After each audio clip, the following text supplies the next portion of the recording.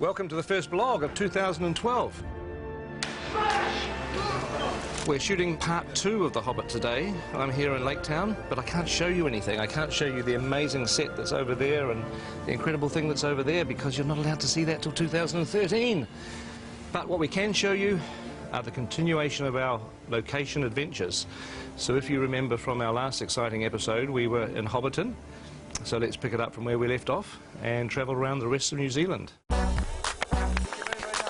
So we've just finished our first week on location. So it's goodbye to Hobbiton and hello to our next spot.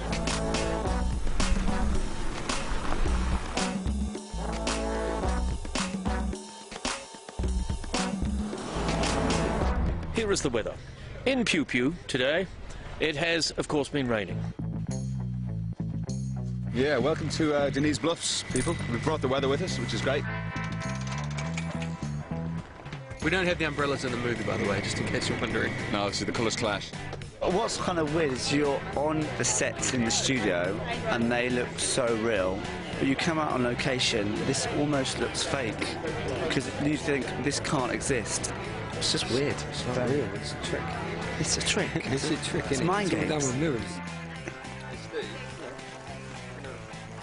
It's a very nice environment. Some nice stuff up in there.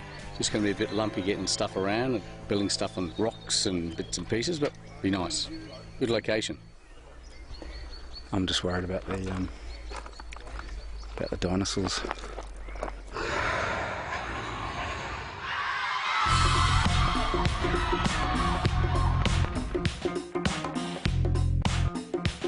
So here we are at the Turoa ski field on the flanks of Mount Ruapehu.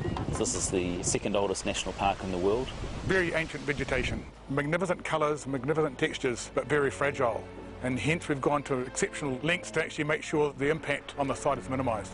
So it's about scaffolding, it's about elevated boardwalks to keep people off the vegetation. We built the world's biggest ramp, as far as I'm concerned, to get down to the thing. And everybody sort of walked out to the edge this morning and looked at it and sort of, jaws dropped and went, wow, okay. So that's how we get onto set today. So this is my favourite location. It's beautiful. There's a mountain, there's a waterfall, there's a beautiful view across a valley there. It's one of those sort of archetypal Kiwi places that you think, God, New Zealand has such amazing landscapes. It's a bit sad when the grips are going faster than I am and they're carrying everything. Yeah. Andy Serkis jumped in the icy cold stream to chase the fish as Gollum about 12 years ago. Just over there.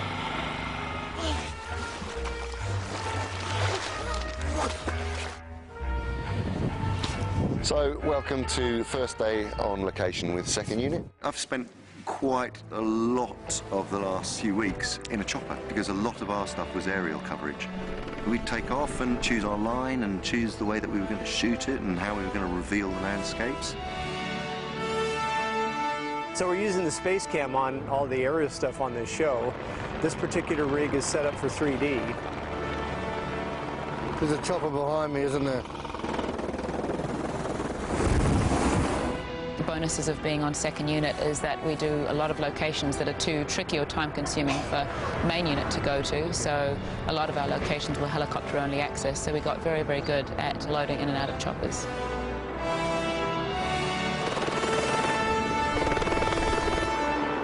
So you've got literally 2 units that are now crisscrossing the country, both the North and South Islands. About halfway through our location shoot, first and second units met up, and it happened to be exactly halfway through the entire shoot, day 127, and we commemorated that with a hoodie, a halfway hoodie. But it's 127 days and it's 2 films. Now, well, I've got a 133-day Lord of the Rings jumper, which was for 3 films. Yes. So 133 days for 3 films and 127 days for 2 films. Yes, easily explained. How? Well, we're all 10 years older, so we're going a little slower. That's true. One of the challenges was showing PJ what we'd been up to. So every day I would then do a kind of an edit of the takes that we'd done and put them together and make some selects, and then that would be sent off to Pete. We are a long way from most of the infrastructure that we know and love, so we've had to rely on satellite technology to do all of our connectivity. These are the 3 dishes that we're setting up today to provide internet for the crew. We're providing wireless and internet We've also got a separate setup that's up at the director's tent that's beaming in footage from second unit that basically takes the feed that's coming in from the cameras, compresses it, sends it over the internet all the way through down to Peter's tent. So far we've probably used about 6 kilometres of cable on the job. I'm not sure where it's all gone, but we keep on ordering more of it.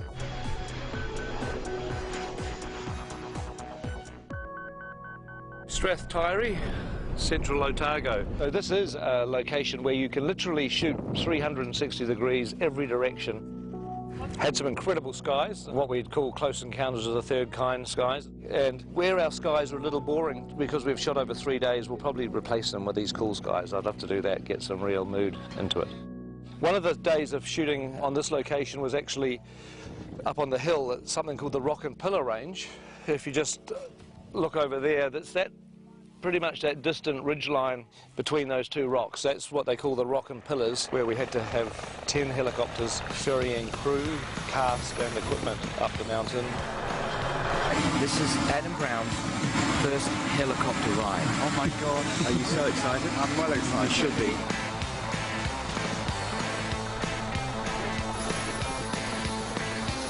Yes. In! Oh, he's in! He's in!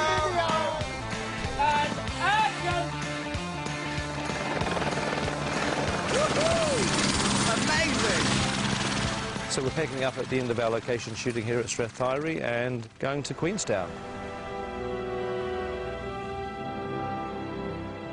Here we are, beautiful Queenstown. We're just at the base of outside the Earnslow Burn, which is the most spectacular shooting location I think we've been to yet. We're shortly going to do a rendition of the Hills Relive with the sound of music, starting with Mark Gabbardy's over there. So he's getting into his Maria position. There he is.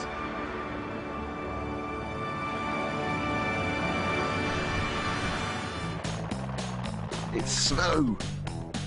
Our feet was a bad choice.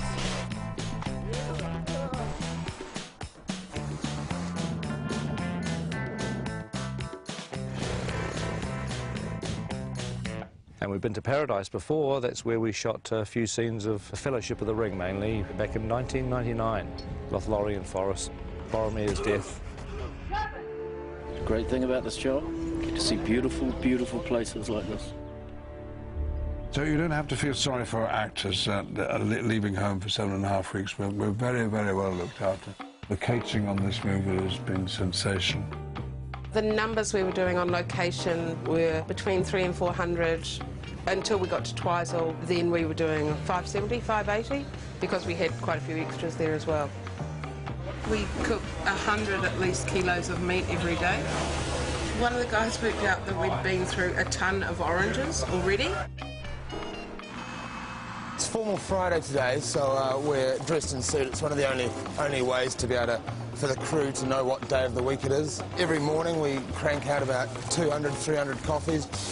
We're heading off to the hills to look after a crew of about 100 people who've all been choppered in up into the mountains. It being in the mountains, there's snow around, so it's cold. So obviously in formal dress, sometimes it's not practical. So as you can see here, Andrew has gone from a 3-piece to a 4-piece with the addition of a nice cozy puffer jacket. Because you can't always look good, sometimes you have to be sensible.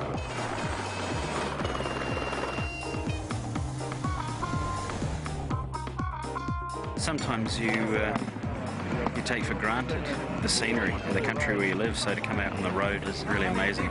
Good morning. Thank you. Oh. Can't believe how nice it is. We're the luckiest short people in the world. We're among the luckiest people. I think it comes into people, not even height restricted. New Zealand looking at its spectacular best, and a lot of very happy actors cavorting around in front of it.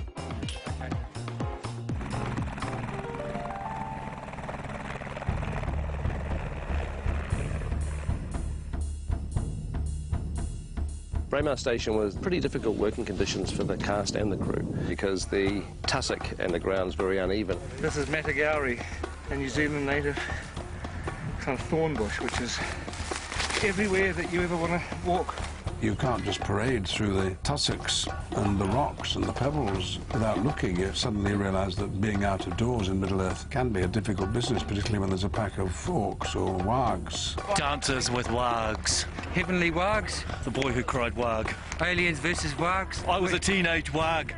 Enormous amount of running. Scene 88, I think, is actually going to be a third film that will be coming out between the first and the second. It's actually, for the most part, it's easier working inside a studio. But of course, you know, the studio doesn't have the incredible vistas, and that's what we were there for. 8 kilometres from Mount Cook, surrounded by the guys behind me. Unbelievable.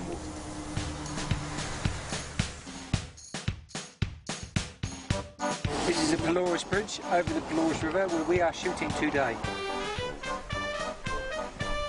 I think my favourite day on set, unquestionably, was floating down the Pelorus River in barrels. Finally going to put our dwarves in barrels. It actually looks like fun. I'd do it myself if I wasn't busy doing other things. Oh my